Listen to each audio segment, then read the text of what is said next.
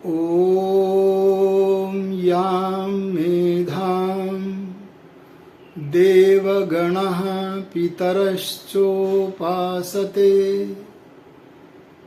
तया मामद्य मेधयाग्ने मेधाविनं कुरु। आदरणीय पवित्र आत्माओं, आज हम आपके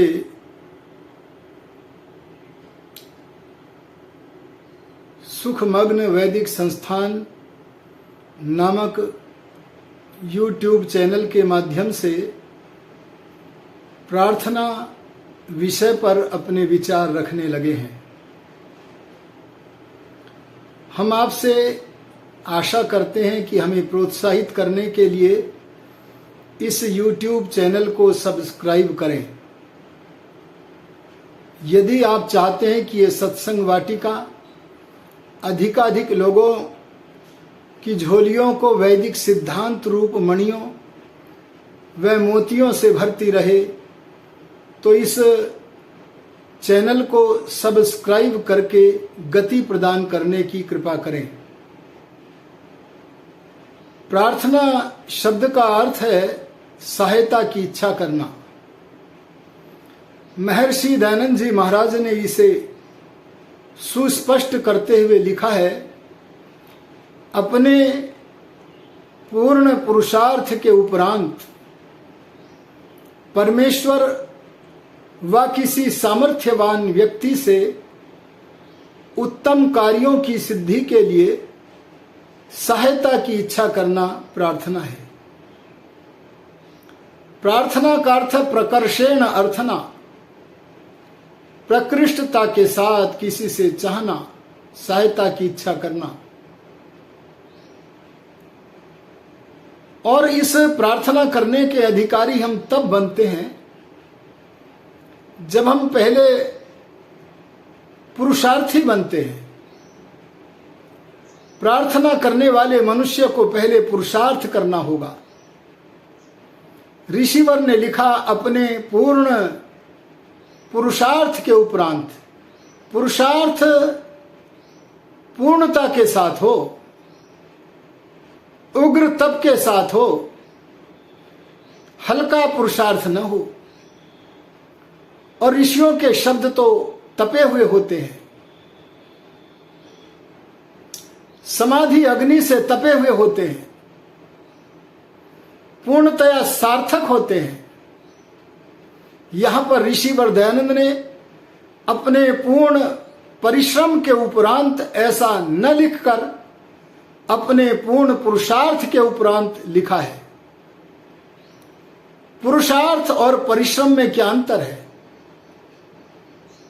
परितः श्रमः, सब ओर से जहां श्रम किया जाए उसका नाम परिश्रम है। यद्यपि श्रम पुरुषार्थ में भी होता है, लेकिन परिश्रम कभी गलत भी हो सकता है और कभी सही भी हो सकता है। एक मनुष्य अधीत विद्या को अपनी प्रजा बनाता है, वह ब्रह्मचारी परिश्रम कर रहा है।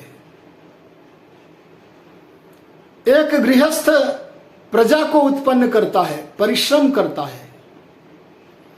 एक वानप्रस्थी तपस्या और संयम को उत्पन्न करता है, वह भी परिश्रम कर रहा है। स्वाध्याय करने वाला, हवन करने वाला, जीवित पितरों का श्राद्ध और तर्पण करने वाला, प्राणी मात्र की सहायता करने वाला, ऐसे नाना प्रकार के वेद विहित पवित्र कर्म, ये सब पुरुषार्थ हैं। लेकिन इनके साथ साथ जो अशुद्ध कर्म है, पाप कर्म है, उनमें भी परिश्रम होता है। जैसे एक चोर चोरी करता है, परिश्रम तो वह भी करता है। एक मिथ्यावादी जब झूठ बोलता है तो वह भी अंदर और बाहर से परिश्रम करता है। एक कांवड़ लाने वाला व्यक्ति नदी तक पैदल जाता है, पैदल आता है, देखते हैं कि उसके पैर सूज करके मोटे हो गए हैं। परिश्रम वह भी करता है, लेकिन इन अशुद्ध कर्मों को करने का वेद में आदेश नहीं है। इसलिए अपवित्र परिश्रम को हटाने के लिए ऋषि दयानंद ने यहां पर शब्द दिया है पुरुषार्थ। पुरुषार्थ के अर्थ क्या है? पुरुष नाम परमेश्वर का भी है, पुरुष नाम आत्मा का भी है। जो ब्रह्मांड रूपी पुरी में निवास करता है वह विश्व सम्राट सर्वव्यापक अंतर्यामी परमात्मा पुरुष है। जो इस देहरूपी नगरी में निवास करता है वह अणु परिमाण आत्मा भी पुरुष है। पुरुषार्थ का अर्थ बना पुरुष माने परमात्मा की आज्ञा के पालन के लिए जो सत्कर्म किए जाएं, उस सार्थक परिश्रम का नाम पुरुषार्थ है। यदि हम पुरुष का अर्थ आत्मा लेवे तो भी यही अर्थ बनेगा। आत्मा की उन्नति के लिए परमात्मा की आज्ञा के अनुसार जो सत्कर्म किए जाएं, उन कर्मों का नाम पुरुषार्थ है। इसलिए हमें सदा पुरुषार्थ करना चाहिए, तभी हम किसी सहायता की प्राप्त करने की इच्छा करने के अधिकारी हैं। और यदि आलसी है तो हम प्रार्थना करने के अधिकारी नहीं हैं। वे अज्ञानी लोग हैं जो बोलते हैं अजगर करे न चाकरी, पंछी करे न काम, दास मलूका कह गए सबके दाता भगवान। भगवान यजुर्वेद के 40वें अध्याय के द्वितीय मंत्र में कहते हैं कुर्वन्ने वेह कर्माणि जिजी विषेद छतम समः। ए मनुष्य, तू 100 वर्षों तक, 100 से भी अधिक वर्षों तक जीवन जीने की इच्छा कर्म करते हुए कर। जो मनुष्य परमात्मा की आज्ञा पुरुषार्थ करने की है उसे तोड़ेगा, वह कभी सुख प्राप्त नहीं कर सकता। इसलिए प्रार्थना विषय को समझते हुए सबसे पहले यह सुनिश्चित करना चाहिए कि हम अपना पूर्ण पुरुषार्थ करें। और पूर्ण पुरुषार्थ करने के बाद प्रार्थना किससे करें? यदि यह जिज्ञासा बनती है तो हम सत्यवादी, सत्यज्ञानी, सनातनी लोग जो त्रैतवाद को सही रूप में जानते, मानते और कहते हैं, उनके सामने 3 सत्ताएं उपस्थित होती हैं, ईश्वर, जीवात्मा। और ईश्वर ने इस जीवात्मा के लिए मूल प्रकृति से ये सारा जगत रचा है, प्राणियों के शरीर आदि रचे हैं। ईश्वर, जीव और प्रकृति तीनों पदार्थ उपस्थित हो गए। अब विचार यह करना है कि हम इनमें से प्रार्थना किससे करें? जो नवीन सनातनी है। नवीन सनातनी का अर्थ यह लेना कि सनातन धर्म को मानते ही है, बस सनातन धर्म का स्वाध्याय न करने के कारण, वेदादि सत्य शास्त्रों को ग्रहण न करने के कारण नाम मात्र के सनातनी है। जय सनातन तो बोलते हैं, लेकिन सनातन सदा विद्यमान रहने वाले सिद्धांत क्या है, इन्हें अपनी अज्ञानता से अथवा विपरीत ज्ञान के कारण जान नहीं पाते। वे लोग तो बहते हुए पानी गंगा से प्रार्थना करने लगते हैं। वे लोग तो जड़ पदार्थ सूर्य से प्रार्थना करने लगते हैं। न जाने कहां कहां प्रार्थना करने लगते हैं। लेकिन वैदिक सिद्धांत कहता है, सनातन धर्म का सिद्धांत कहता है, अगर प्रार्थना करनी है, अगर सहायता की इच्छा करनी है तो केवल चेतन पदार्थों से करो। और चेतन पदार्थों से इसलिए करो क्योंकि चेतन पदार्थ उसे कहते हैं जो ज्ञान रखता है, जो यत्न कर सकता है, गति है जिसमें। और जिसमें ज्ञान नहीं है, ज्ञान ग्रहण भी नहीं कर सकता है, और जिसमें अपनी गति नहीं है, दूसरा गति दे तो गति में आ सकता है, स्वयं की गति नहीं है, ऐसे पदार्थों से, जड़ पदार्थों से यदि प्रार्थना करोगे वह आपकी प्रार्थना को पूरा तो क्या करेगा, आपकी प्रार्थना को सुन और समझ भी नहीं सकता है। इसलिए सदा चेतन पदार्थों से, जीव और आत्मा से ही प्रार्थना करो, जीवात्मा और परमात्मा से ही प्रार्थना करो।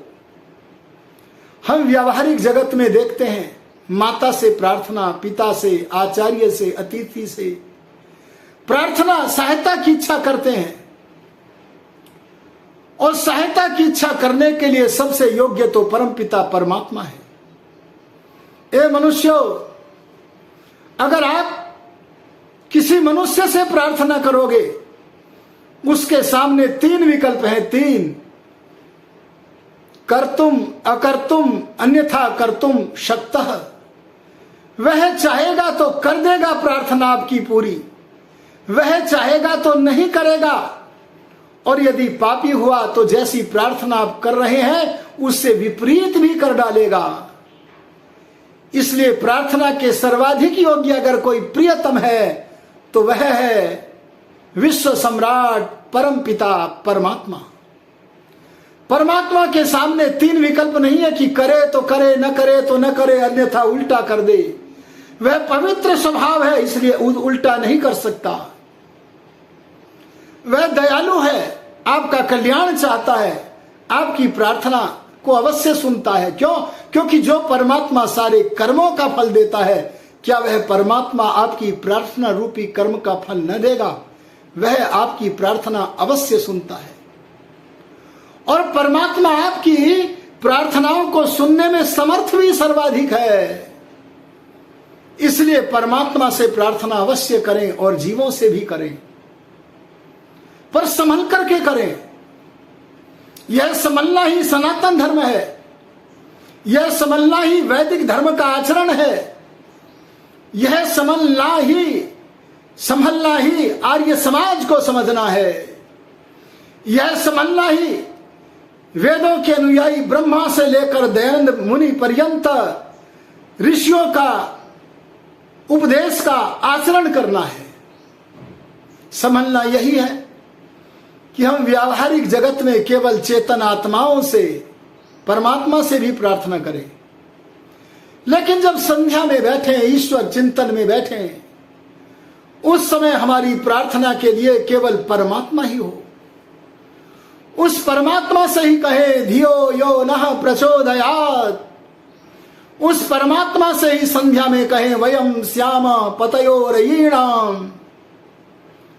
परमात्मा ही संध्या में हमारी प्रार्थना करने के योग्य है, हम उसी से प्रार्थना करें।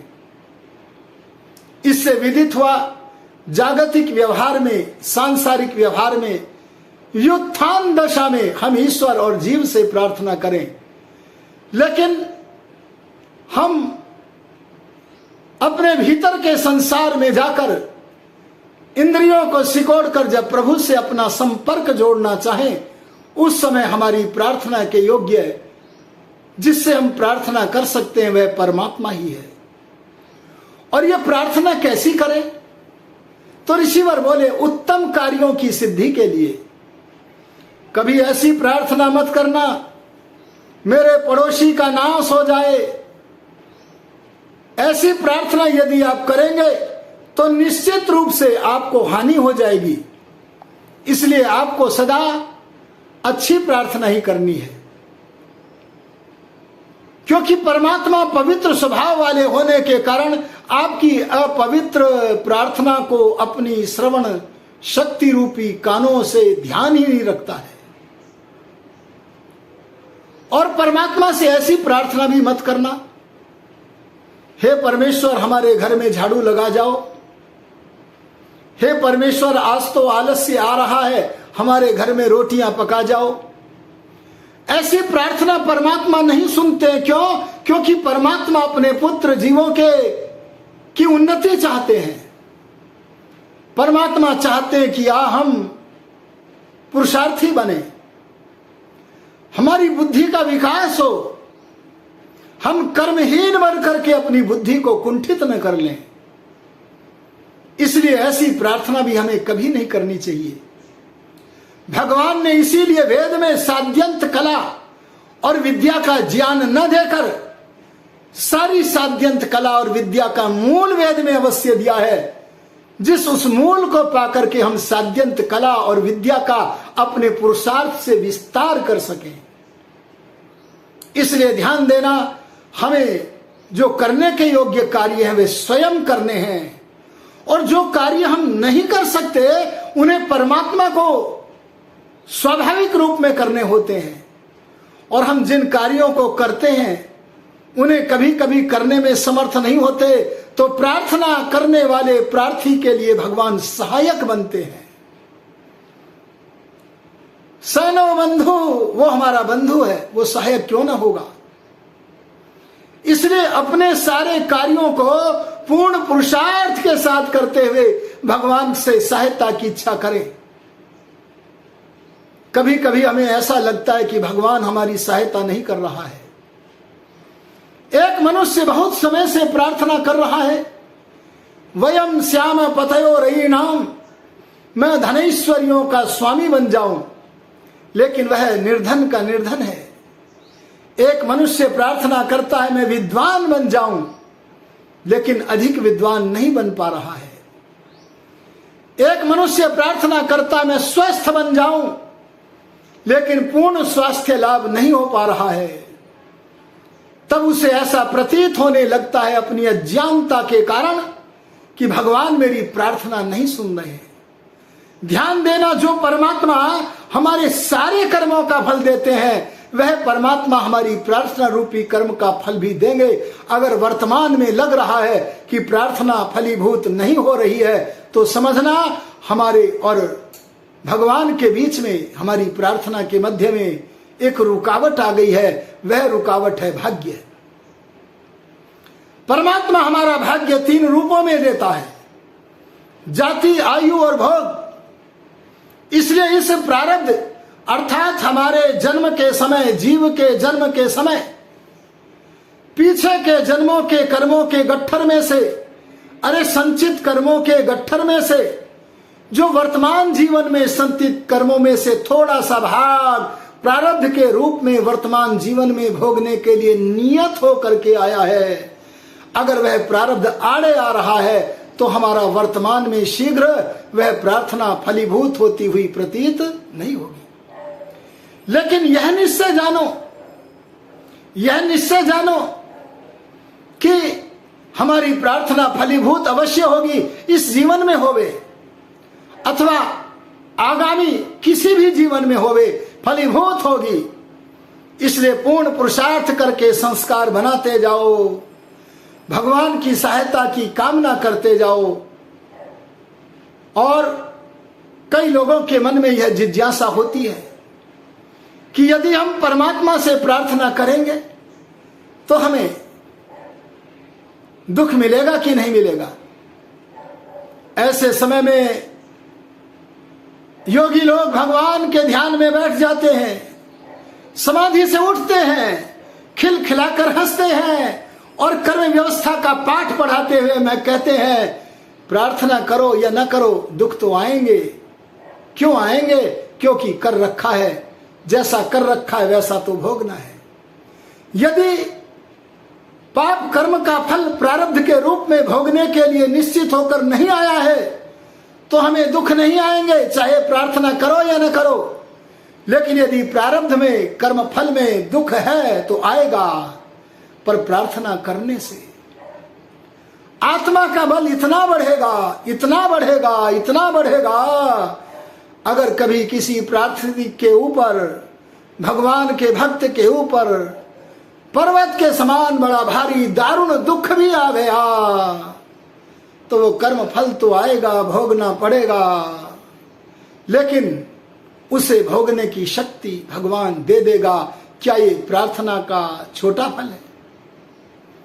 इसलिए ध्यान देना, अपने पूर्ण पुरुषार्थ के उपरांत परमेश्वर व किसी सामर्थ्यवान व्यक्ति से उत्तम कार्यों की सिद्धि के लिए सहायता की इच्छा हमें करनी चाहिए और पुरुषार्थ पूर्ण होना चाहिए, अपना होना चाहिए। एक उदाहरण से मैं समझाना चाहूंगा। अगर कभी आप अपने स्वास्थ्य को बनाना चाहें तो क्या आपके वेतन पर रखे हुए किसी व्यक्ति के व्यायाम करने से आपका स्वास्थ्य बनेगा? नहीं बनेगा। अगर आपको स्नान करना नहीं है, किसी दूसरे से अपने नाम पर स्नान कराओ, तो क्या आपके शरीर के बाहर के अवयव पवित्र होंगे? नहीं होगा। अगर आपको अपने अंतःकरण को पवित्र करना है तो क्या दूसरे की योग साधना आपके मन को पवित्र कर सकेगी? नहीं कर सकेगी। इसलिए आवश्यक होता है कि स्वयं हमें अपना पुरुषार्थ करना होता है। ऋषि दयानंद जी का जीवन देखो, इतने बड़े लोगों के जीवन में भी कष्ट आए। ये बात अलग है कि वे कष्ट को ऐसे सहन करते थे, उन्हें वह प्रतीत ही नहीं होता था।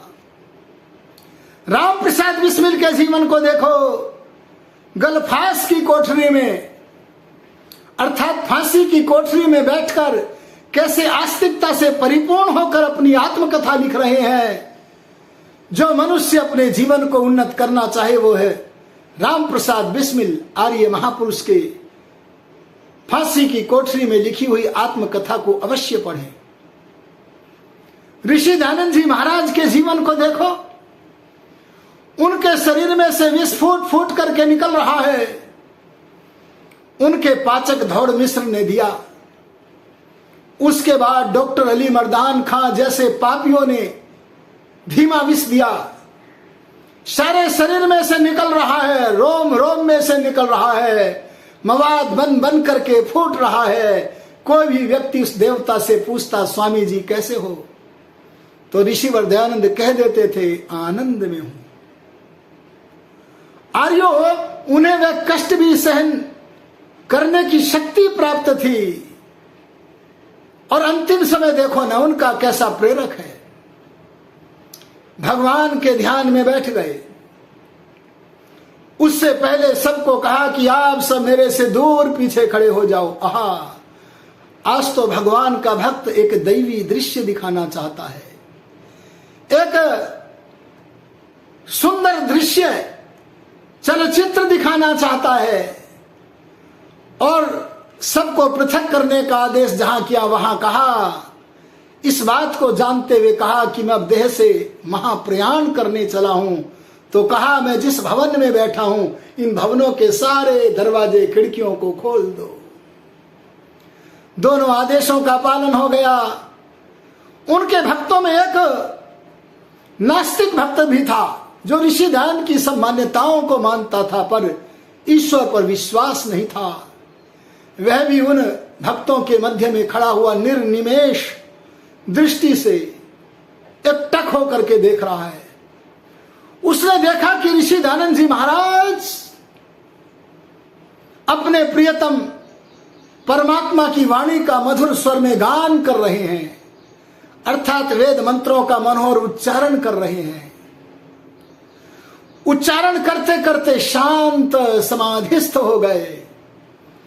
कुछ देर के बाद दयानंद देवता समाधि की उच्चतम भूमि से उतरे और उतर करके संस्कृत भाषा में भगवान से संवाद करने लगे। जब इस संवाद को गुरुदत्त ने देखा तो उन्होंने मन ही मन में निश्चय किया, है गुरुदत्त, तू आज तक जिस सत्ता को नहीं मानता था वो विश्व सम्राट सर्वव्यापक अंतर्यामी परमात्मा है। आखिर कौन सा कारण है कि सारे शरीर में से विष फूट फूट करके निकल रहा है, पर ऋषि दयानंद जी महाराज के चेहरे पर ये प्रसादी कहां से आ गई है? ये प्रियतम से मिलन कैसा सुंदर लग रहा है। ऋषि, उन्हें पता लगा कि ऋषि तो एक अंतरंग मीटिंग में बैठे हैं और उस अंतरंग मीटिंग के दो ही सदस्य हैं, एक दयानंद का आत्मा और दूसरा परमपिता परमात्मा। दोनों का वार्तालाप हो रहा है। संस्कृत में वार्तालाप करने के बाद गायत्री मंत्र का पाठ किया। अपने प्रिय मंत्र विश्वानि देव सवितर दुरितानि परासुव यद्भद्रम तन्न आसुव मंत्र का पाठ किया। तत्पश्चात एक शक्ति का परिधान गुरुदत्त में करने के लिए ऋषि दयानंद जी महाराज आर्य भाषा में भगवान से संवाद करने लगे। आर्य भाषा जिसे हम हिंदी बोलते हैं, उस भाषा में संवाद इसलिए करने लगे जिसे वे सब पीछे के भक्त भी जानते थे। और ऋषि दयानंद बोले, इस देह से प्रयाण करते हुए बोले, जगदम्बा माता से बोले, हे ईश्वर, क्या तेरी यही इच्छा है? क्या तेरी यही इच्छा है?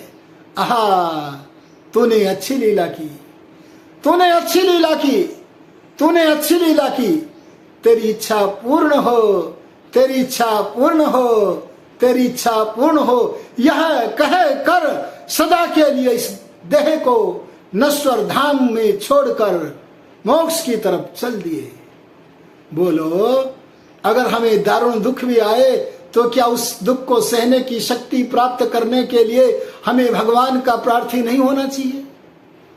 इसलिए मैं आपसे निवेदन करना चाहूंगा, आप सांसारिक आंगन में चाहे मनुष्यों से सहायता की इच्छा करो, करनी चाहिए, लेकिन आध्यात्मिक आंगन में परमात्मा से सहायता की इच्छा अवश्य करो। क्यों? क्योंकि उससे सहायता मिलती है। अगर अब प्रारब्ध आ गया है तो आगे मिलेगी। और आत्मिक बल इतना बढ़ता है, इतना बढ़ता है, जैसा कि मैं कह चुका हूं।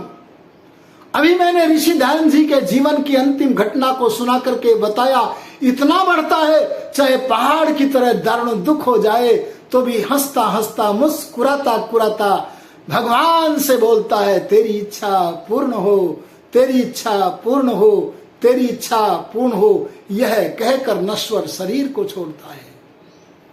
इसलिए मैं कहना चाहूंगा, हमारे लिए संसार के तमाम कामों के लिए समय है, लेकिन भगवान की संगति करने के लिए, भगवान का सत्संग करने के लिए समय नहीं है। इतना प्रेम करो परमात्मा से कि आंखों में प्रेमाश्रु, स्नेहाश्रु उत्पन्न हो जाएं, और उसी से मांगो। संसार के सारे लोग हो सकते हैं कि आपको छोड़ दें, लेकिन परमात्मा का द्वार कभी बंद नहीं होता। आपने चाहे परमात्मा के लिए अपना द्वार बंद कर रखा हो, अपने को परमात्मा से दूर कर रखा हो, लेकिन परमात्मा आपके समीप ही है, सदा आपके हितकारी हैं। उस हितकारी परमात्मा से सहायता की इच्छा करो तो अवश्य पूर्ण होगी, निश्चित पूर्ण होगी। इन्हीं संक्षिप्त विचारों के साथ मैं अपनी वाणी को विरमित करता हूं। आपसे पुनर्निवेदन है कि यदि आपको ये वैदिक विचार अच्छे लग रहे हों तो इस सुखमग्न वैदिक संस्थान YouTube चैनल को सब्सक्राइब करके घंटी का भी बटन दबाकर, जिससे कि आपको ये सत्संग स्वयं उपस्थित होते रहें, आप इस तरह से सब्सक्राइब करें, इस YouTube चैनल को प्रोत्साहित करें। इन्हीं शब्दों के साथ वाणी को विरमित करता हूं। ओम शम।